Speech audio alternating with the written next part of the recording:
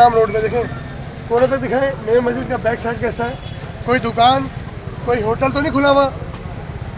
कभी भी हमारा मजदूर हमारा दुकानदार नहीं चाहेगा कि अपना अपना कारोबार बंद करे, कभी नहीं चाहेगा। चाहोगे भाई? आज क्यों चाह रहे हो? कि इसलिए कि महंगाई इतनी ज़्यादा बढ़ गई है। हम इस टाइम के ऊपर किसी सियासी जमात का साथ नहीं दे रहे। हम अपनी ताजरों की आवाज़ जो उठा रहे हैं, हमारे मजदूर की आवाज़ जो उठा रहे हैं, हम उसका साथ दे रहे हैं। वो हमारी आवाज़ उठा रहा है। अभी भी लोग अगर ये समझते हैं कि हम यहाँ कोई सियासत चल रही है, किसी मेरे सदर सेक्रेटरी ने सियासत का हिस्सा बनना है, ऐसा कोई सीन नहीं है। ना कोई सियासत में आएगा। ये ऑन द रिकॉर्ड बता रहा हूँ, ऑन द एयर बता रहा हूँ कि हमें सियासत में नहीं आना, कि अपने मकासद हासिल करके हमें MBA बनना है, MNA बनना है।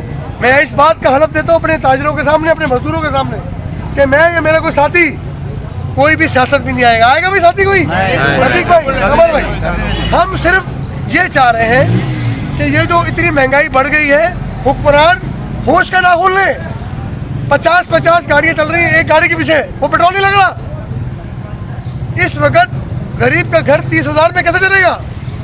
25,000 तनख्वाह है। ये कोई बाहर मुल्क नहीं है जहाँ पे तनख्वाह जो है लाख रुपए, 1.5 लाख रुपए, 2 लाख रुपए। यही पैगाम मेरा तमाम सेठों के लिए कि अपने मजदूरों का, अपने घर के चौकीदारों का, अपने जो गार्ड रखे उनका सबसे पहले ख्याल करें।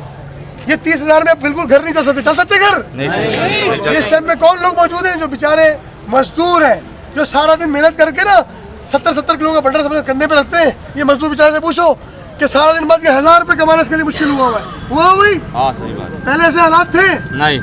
पहले क्या था कि 150 रुपये पेट्रोल तो हम चीखे मार रहे थे, आज 272 रुपये हो गया है। 600 कितने रुपए का ऑयल हो गया है। आटा मिल नहीं रहा, आटे का रेट इतना बढ़ गया। गरीब आदमी कहाँ जाए? ओ भाई, जो सेठों के मामला थे ना, उनके लिए काम करो। 5 लाख रुपए तोला कर दो सोना, हमें कोई फर्क नहीं पड़ता।